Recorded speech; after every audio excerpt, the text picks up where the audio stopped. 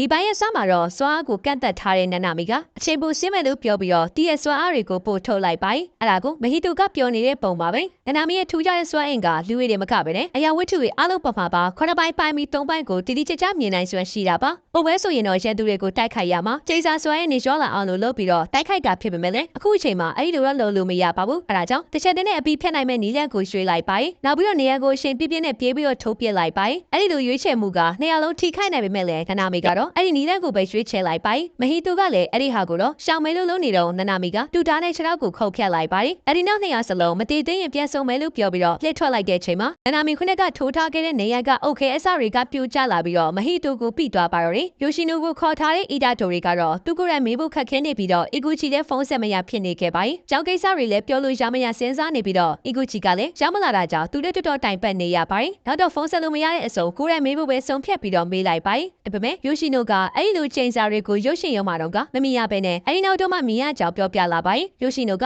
အီဒါတိုရီအင်ကြီးကကျေတီကိုကြည့်ပြီးတော့ဂျီဂျီဆူပညာရှင်ဆိုတာကိုသိနေခဲ့ပါတယ်အဲ့နောက်တော့စကားလမ်းကြောင်းရှာပြီးတော့အီဒါတိုတွေကရုပ်ရှင်ရုံမှာကြီးခဲ့တဲ့ဇက်ကားကိုမေးပါတယ်သူကအခုတလောရုပ်ရှင်တွေအများကြီးကြီးနေတာနဲ့ယိုရှိနိုကလည်းရုပ်ရှင်ကြည့်တာနဲ့ဆိုတော့ကွက်တိဖြစ်သွားပြီးတော့စကန်လမ်းကြောင်းကမိသွားခဲ့ပါတယ်အဲ့လိုစကားပြောနေတာကိုမြင်တဲ့သူကတော့ခဲတူပဲဖြစ်ပါတယ်ဒါပေမဲ့လည်းတစ်ချက်ပြုံးပြီးတော့ပြောဖို့ကောင်းလိုက်တာလို့ပြောပါတယ်အီဒါတိုတွေကတော့ယိုရှိနိုနဲ့တငယ်ချင်းဖွဲ့ပြီးတော့နောက်ခါရုပ်ရှင်ရုံသွားရင်ခေါ်သွားဖို့ပြောလိုက်ပါတယ်အဲ့ဒီနောက်ဖုန်းနံပါတ်လဲဖို့ပြောနေကြရင်လည်းယိုရှိနိုအမေရှာလာခဲ့ပါတယ်ယိုရှိနိုမေကသူ့ကိုဒဇိန်တယောက်နဲ့တွေ့ခဲ့လာလို့မေးတဲ့ချိန်မှာအီဒါတိုတွေကဝယ်ပြီးတော့ခုနကမှတွေ့ဘူးပြင်မဲ့လည်းအခုတငယ်ချင်းတွေဖြစ်သွားပြီလို့ပြောလိုက်ပါတယ်ယိုရှိနိုကတော့သူ့အမေသူ့ရှိမှဆက်လေးတောက်တာကိုမချိုက်လို့ဆက်လေးကင်ထားတဲ့သူ့အမေကိုစိတ်ဆိုးနေပါတယ်ကြက်တော်မိတ်တွေဝယ်လာတဲ့ယိုရှိအမေနဲ့အီဒါတိုတွေကလည်းစကားပြောဖြစ်သွားပြီးတော့သူ့ကိုညစာစားဖို့ဖိတ်လိုက်ပါတယ်ကဲသူကတော့မဟီတိုနီယာကိုသွားပြီးတော့လေချုံပြီးတော့ခေါ်လိုက်ပါတယ်โอเคပိုင်းစာလေးတွေကြားထဲကနေပြီးတော့မွေးလူမျိုးထွက်လာပြီးနန္နာမင်းနဲ့တိုက်ခိုက်ရတာစိတ်ဝင်စားစရာတွေနဲ့အတွေ့အကြုံများကြီးကိုရကြောင်းပြောပြလိုက်ပါတယ်သူကပူဆိုးပတ်ဆက်တိုက်ခိုက်ခံထားရပေမဲ့လည်းသူ့ရဲ့ဝင်းညီကိုမထိရကြောင်းသူကမတည်သွားတာလည်းဖြစ်ပါတယ်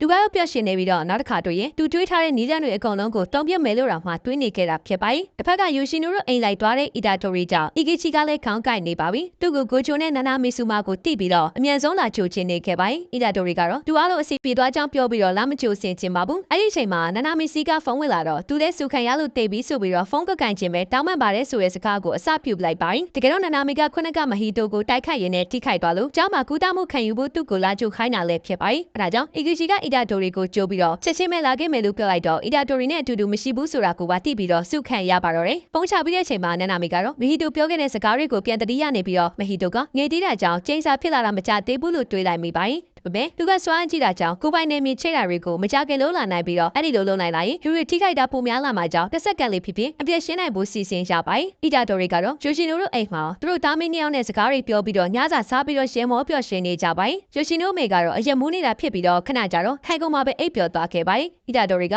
ယိုရှိနိုမေသဘောကောင်းကြောင်းပြောတော့အီတာတိုတွေမိဘတွေအကြောင်းကိုပါပြောပါတယ်အီတာတိုတွေကအမေနဲ့အဖေမရှိဘဲနဲ့အဖိုးနဲ့နေနေရတူမို့လို့ဘာဖြစ်လို့ဖေရမှန်းကိုမသိပါဘူးအဲ့ဒီနောက်တော့သူတို့ရုပ်ရှင်တူကြည့်ကြပြီးတော့ယိုရှိနိုကသူ့ကိုဂျီဂျီဆူပညာရှင်ဆိုတော့လူတက်ပူလာဆိုပြီးတော့မေးပါတယ်။ဒီနေ့ကျရင်ဆိုရဂျီဂျီဆူပညာရှင်နဲ့တိုက်ခိုက်ရရင်ဘယ်လိုလုပ်မလဲဆိုတော့အီဒါတိုရီကအဲ့ဒီလိုအချိန်မှာတော့မတက်ချင်ဘူးလို့ပြန်ပြောလိုက်ပါတယ်။အဲ့တော့ယိုရှိနိုကအဲ့အောင်ဝန်ကန်ဒီမှာလူတွေကနှလုံးသားမရှိဘူးဆိုတဲ့အတွေ့ကသူ့ကိုကဲထားပြီးတော့လူတက်လိုက်ရင်အဲ့ဒီအတွေ့ပြောက်သွားမလားဆိုပြီးတော့စိုးရင်ရင်းနဲ့ပဲအိပ်ပျော်သွားခဲ့ပါတယ်။ညလေရောက်မှသူ့အမေနိုးလာပြီးတော့တန်ရှင်းရလို့ရမယ်ဆိုပြီးတော့စပွဲကထားလိုက်တဲ့အချိန်မှာပဲသူစပွဲပေါ်မှာလက်ချောင်းလေးတစ်ချောင်းတွေ့ပြီးတော့အနောက်ကနေကျေးစားကောင်းနေပေါ်လာပြီးတဲ့နောက်မှာတော့ယိုရှိနိုအမေကလည်းလဲကျပြီးတော့တေဆုံသွားခဲ့ပါတယ်။ယိုရှိနိုအမေတေဆုံသွားရမှာဒူမခန္ဓာကိုအောက်ပိုင်းကနေပျောက်သွားပြီးတော့တည်သွားတဲ့နေရာမှာလည်းတွေးရစွန်းနေတာမျိုးမရှိဘဲနဲ့အလောင်းကိုတော့သူမအဲ့ရပေါ်မှာပဲတွေးခဲ့တာဖြစ်ပါတယ်။တစ်ဖက်မှာနနာမီတန်ရာရလာလို့အီဒါတိုရီကသူကဝင်တော့ဝင်ဖို့ဖြစ်လို့မခေါ်ဘဲနေရလားဆိုပြီးတော့မေးလိုက်ပါတယ်။နနာမီကဂျီဂျီစုပညာရှင်လို့ကိုလုံးမဲဆိုရင်အချိန်မှလူတက်နိုင်ဖို့ကတည်ကြပြီးတော့အဲ့ဒီအချိန်ကိုအခုမဖြစ်စေချင်သေးလို့သူကမခေါ်တာပဲဖြစ်ပါတယ်။ဂျိုရှိနိုကိစ္စကိုပဲဆက်လုပ်မယ်ပြောပြီးတော့ထွက်သွားခဲ့ပါတယ်။ဂျိုရှိနိုကသူ့ကအနဲ့ရောက်အင်ကြီးမရှိလို့သူ့အမေဗီဒီယိုတွေကပထမဦးဆုံးတွေ့တဲ့အနဲ့ရောက်အင်ကြီးကိုဝစ်ပြီးတော့ကြောက်ကိုသွားခဲ့ပါတယ်။ခေါင်းရမှာတော့မဟီတိုပြောခဲ့တဲ့သူ့အမေတေဆုံမှုနဲ့ပတ်သက်တဲ့ဟာကိုပဲတွေးနေခဲ့မိပါတယ်။သူတို့အိမ်ထဲမှာစကူးနိုင်လက်ချောင်းကိုမြင်ပြီးတော့ယိုရှိနိုတို့သားမိကိုကြီးမရတဲ့လူတွေ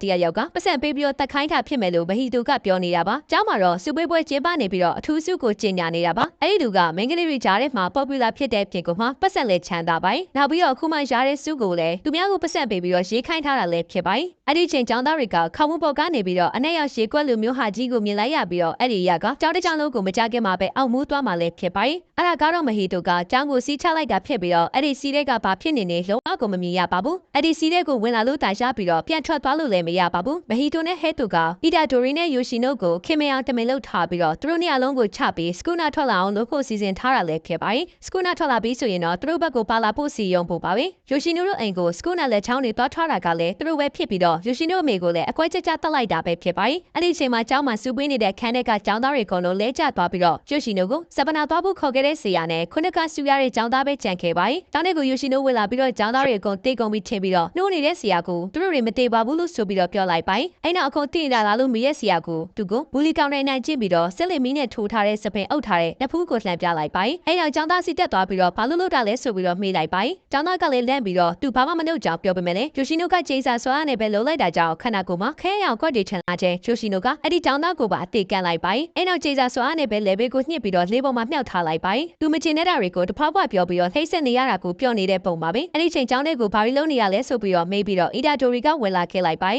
သူယိုရှိနိုစီကိုလာဖို့နနာမီကလုံးဝကိုခွင့်မပြုပါဘူးအဲ့ဒီကိစ္စကိုအီဒါတိုရီကခွင့်မပြုဘဲနဲ့နနာမီကသူကိုရလာချင်နေခဲ့တာပဲဖြစ်ပါတယ်အီဒါတိုရီကတော့ပြောစကားနားမထောင်တာကိုတီးလို့တက်နေတဲ့လက်ရှိအကောင်တွေကိုသူတငယ်ချင်းအီနိုစီကိုလှည့်ပေးပြီးတော့အီဒါတိုရီစီကိုသွားဖို့ပြင်ဆင်ရပါတော့တယ်လာတဲ့လမ်းမှာသူကိုအီဂီချီကထက်ပြီးတော့တာပါတယ်အဲ့ဒါကိုလည်းအီဒါတိုရီကလုံးဝကိုလက်မခံပါဘူးအီဂီချီကသူတို့လောက်ကလူတွေကိုကဲတာပဲဖြစ်လို့လူတွေကိုတတ်ဖို့လမ်းကိုမတွားချင်ကြောင်းခေါင်းဖြပေးပြီးမယ်လေအားလုံးကတားနေတဲ့ခြားတဲ့ကအီဒါတိုရီကတော့ယိုရှိနိုစီကိုတန်းနေအောင်လို့ရောက်သွားပါတယ်သူယိုရှိနိုစီကိုရောက်သွားပြီးတော့တာတော့ယိုရှိနိုကသူ့ကိုဖေးဖက်နေဖို့ပဲပြောပါတယ်အဲ့ဒါကြောင့်သူတို့နှစ်ယောက်တည်းချကြရပါတော့တယ်ယိုရှိနိုစီမှာချေလင်ကရှီခါမီရှိနေခဲ့ပြီးတော့သူအဲ့ဒီထဲမှာရှိနေရင်ရန်သူတိုက်ခိုက်တာတွေကလုံးဝကိုမထိပါဘူးယိုရှိနိုကလည်းသူ့ကိုဝင်မပါဘူးပြောပြီးတော့လူတွေကိုကယ်နေရတာအတိတ်ပဲမရှိဘူးလို့ပြောပြီးတော့ချေလင်ကနဲ့သူ့ကိုချုပ်လိုက်ပါတယ်လူတွေမှာနှလုံးသားဆိုတာမရှိပဲအဲ့ဒါတွေကဝိညာဉ်ချုပ်တဲ့ပုံစံနေပဲအဲ့ဒီထဲမှာအဲ့ဒီလိုက်ဆိုပြီးတော့အီဒါတိုရီကိုထားပြီးတော့လှည့်ထွက်သွားခဲ့ပါတယ်ဒါပေမဲ့အီဒါတိုရီကအဲ့ဒီဂျယ်လင်ငါးတွေကနေပြီးတော့လက်ထွက်လာပြီးယိုရှိနိုအင်ကြီးကိုလှမ်းဆွဲလိုက်ပါတယ်အဲ့ဒီချိန်ယိုရှိနိုကမဟီတိုသူ့ကိုပြောခဲ့တဲ့ဟာကိုပြန်ပြီးတော့အမှတ်ရနေခဲ့ပါတယ်ယိုရှိနိုရဲ့ချိန်စာကအဆေးဖြစ်ပြီးတော့ဂျယ်လင်ငါးစီကိုအဲ့ဒီဆွဲအင်တွေစီစဉ်ခိုင်းလို့ရပါတယ်ဟာကိုလေ့ကျင့်ဖို့ဆိုရင်တော့ပုံမှန်ဂျူဂျီစုပညာရှင်တွေအနေနဲ့နှစ်ချီပြီးတော့ကြာပေမဲ့လည်းသူတင်ပေးမှကြောင်မြန်တက်မယ်ဆိုပြီးတော့ပြောပါတယ်အဲ့နောက်ယိုရှိနိုကိုရေချင်းရှိတယ်ဆိုပြီးတော့လည်းပြန်ပြောပါတယ်ဘသူစီကမှအာမပေးခံရဘူးရဲ့ယိုရှိနိုကမဟီတိုရဲ့ပြောရီအောက်ကိုမျောသွားတာပဲဖြစ်ပါတယ်အဲ့နောက်ယိုရှိနိုကိုဆွဲထားတဲ့လက်ကနေပြီးတော့တကုလုံးထွက်လာပြီးတော့ဘသူအတွက်စုစားချင်နေတာလဲဆိုပြီးတော့မေးပါတယ်ယိုရှိနိုကလည်းအီဒါတိုရီထွက်လာတာကိုမြင်တော့ပြေးပါတယ်အပမလေးအီဒါတိုရီကဂျယ်လင်ငါးကိုကတ်လိုက်တော့ဂျယ်လင်ငါးနောက်မှာရှိတဲ့သူလည်းထိသွားပြီးတော့ကျောင်းဆောင်ပေါ်ကနေပြီးတော့ပြုတ်ကျသွားခဲ့ပါတယ်အဲ့ဒီချိန်မှာယိုရှိနိုကဘာလို့သူ့ကိုဂျိစာအစွမ်းကအီဒါတိုရီကိုမထိရလဲဆိုပြီးတော့စဉ်းစားနေခဲ့ပါတယ်ယိုရှိနိုပြုတ်ကျလာတဲ့စီကိုအီဒါတိုရီကခုန်ဆင်းလာချိန်မှာဒီပုံမှာဆိုရင်မလုံနိုင်ဘူးဆိုတာကိုသိပြီးတော့အီဒါတိုရီကိုဂျယ်လင်ငါးနဲ့တိုက်ခိုက်ပါတယ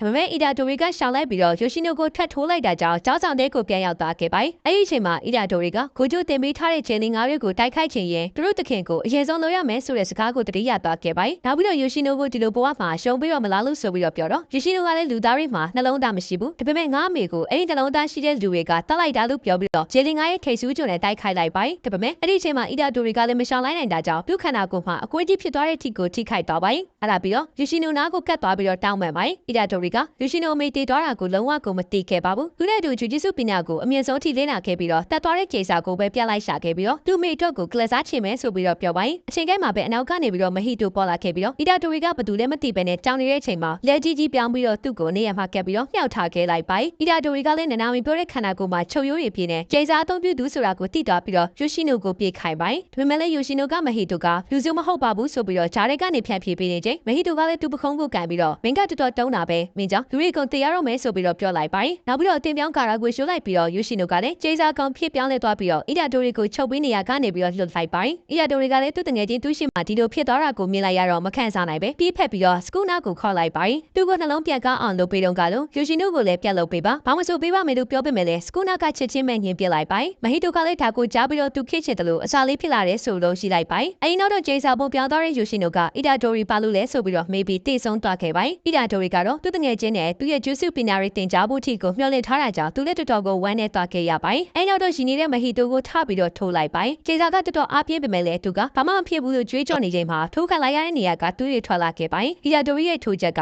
မဟီတိုရဲ့ဝိညာဉ်ကိုပါထိသွားတာလည်းဖြစ်ပါတယ်မဟီတိုကလည်းတော်တော်လေးကိုအံ့ဩသွားခဲ့ပြီးတော့အီဒါတိုရီကတော့မဟီတိုကိုတတ်ဖို့ပဲအပြေးအဝကြိုးစားနေခဲ့ပါတယ်မဟီတိုကတော့အီဒါတိုရီခန္ဓာကိုယ်တွေကနေပြီးတော့စကူနာထွက်လာပြီးတော့စကူနာရဲ့ငင်းငယ်ရေးယူနိုင်ဖို့ပဲတွေးနေခဲ့ပါတယ်အီဒါတိုရီကအပြင်းနဲ့လက်တီးချက်တွေနဲ့မဟီတိုကိုထိုးလိုက်နေပြီးတော့မဟီ ဟီတိုကတော့သူ့ရဲ့ခန္ဓာကိုယ်ကိုကူစားဖို့ချိန်လိုနေရကြောင်းရှောင်ပဲရှောင်နေလိုက်ပါတယ်အီတာတိုရဲ့စိတ်ထဲမှာတော့ဒေါသစိတ်တွေကြီးစိုးနေပြီးတော့မဟီတိုကိုတတ်မဲဆိုတဲ့အတွေ့ပဲရှိနေခဲ့ပါတယ်အဲ့နောက်မဟီတိုကလည်းတူလက်ကနေပြီးတော့ကျူးတန်းနေထွက်လာပြီးတော့အီတာတိုတွေကိုအတေးကျေတိုက်ခိုက်လိုက်ပါတယ်အဲ့နောက်မှာမဟီတိုလက်နဲ့ထုံကြီးကိုလှုပ်ပြီးတော့ကိလိုက်တဲ့အရာကိုသူကဖန်ဆုပ်လိုက်ခြင်းတူလက်ကနေပြီးတော့ပောက်ကွဲထွက်သွားပါတယ်ဒါပေမဲ့လည်းဆက်ဆွဲတာကြောင့်မဟီတိုကအောက်ထိကိုပြုတ်ကျလာခဲ့ပါတယ်အဲ့နောက်မဟီတိုနဲ့အီတာတိုတွေအတေးကျေတိုက်ခိုက်ကြပြီးတော့မဟီတိုမျက်နှာကိုလက်တီးနဲ့ထိုးလိုက်တဲ့ချိန်မှာသူ့ပိုက်ကနေပြီးတော့အချုံနေထွက်လာခဲ့ပြီးအီတာတိုရီပိုက်ကိုထိုးဖောက်ပစ်လိုက်ပါတယ်အဲ့ဒီလိုလုပ်တဲ့ချိန်အီတာတိုတွေကခန္ဓာကိုယ်ရဲ့စကူနာနဲ့မဟီတိုနဲ့အဆက်တွေရသွားပြီးတော့သူ့ကိုလာတီတို့ဒီတစ်ခါတော့ပထမဦးဆုံးတစ်ခါမို့လို့ခွင့်လွှတ်လိုက်ပြီးတော့ဒုတိယတစ်ခါတော့ရမှာမဟုတ်ဘူးကိုနေရာကိုတီးလို့ဆိုပြီးတော့ပြောလိုက်ပါတယ်အဲ့ဒီလိုဖြစ်နေတာတော့မှအီတာတိုတွေကလက်မလျှော့ပဲနဲ့မဟီတိုကောင်းကူကန်ပြီးသူကောင်းတဲ့ငါးချက်သားစင်တိုက်ပစ်လိုက်ပါတယ်မဟီတိုကလည်းတော်တော်ထိနာသွားတဲ့ချိန်မှာပဲအီတာတိုတွေကသူနဲ့အားပြင်းတဲ့လက်တီနဲ့ထိုးဖို့ပြင်ဆင်လိုက်ပါတယ်ဒါပေမဲ့အဲ့ဒီနေရာမှာမဟီတိုမရှိတော့ဘဲနဲ့တန်မာစွာတဲ့မဟီတိုကသူ့နောက်ကိုရောက်နေခဲ့ပါတယ်အဲ့နောက်အထိနာနေတဲ့အီတာတိုတွေကိုတိုက်ခိုက်ဖို့လိုလိုက်တဲ့ချိန်နာနာမီရောက်လာပြီးတော့မဟီတိုကိုသူ့သားနဲ့ပဲခေါ်လိုက်ပါတယ်အဲ့နောက်တော့သူဖြစ်နေတဲ့ခြေနေတွေကိုနာနာမီကရှင်းပြပါတယ်သူခန္ဓာကိုယ်မှာအပေါက်တွေတော်တော်များနေပေမဲ့လည်းအစီပြင်းနေတည်တယ်ဆိုပြီးတော့ပြောပါတယ်အဲ့နောက်မဟီတိုရဲ့တီထွက်နေတဲ့နေရာကိုတတိထားမိသွားပြီးတော့ဘာလို့ထွက်တာလဲဆိုပြီးတော့မေးတော့သူထိုးလိုက်တာလို့ပြောပါတယ်အဲ့ဒါကြောင့်နာနာမီကအီတာတိုရီရဲ့ဝင်းကြီးကိုမဟီတိုယူလို့မရတာရဲ့မဟီတိုဝင်းကြီးတီကိုအီတာတိုရီထိနိုင်တာရဲ့ဆိုတာကိုသိပြီးတော့ဘာဆက်လို့ရမလဲသိပြီးလို့ပြောရင်းနဲ့ပဲဒီပိုင်းလေးကပဲဒီမှာတည်းပဲပြီးဆုံးသွားခဲ့ရပါတယ်အဆုံးထိကြည့်ရှုပေးကြလို့အားလုံးကိုကျေးဇူးတင်ပါတယ်နောက်ပိုင်းမှာပြန်တွေ့ကြရအောင်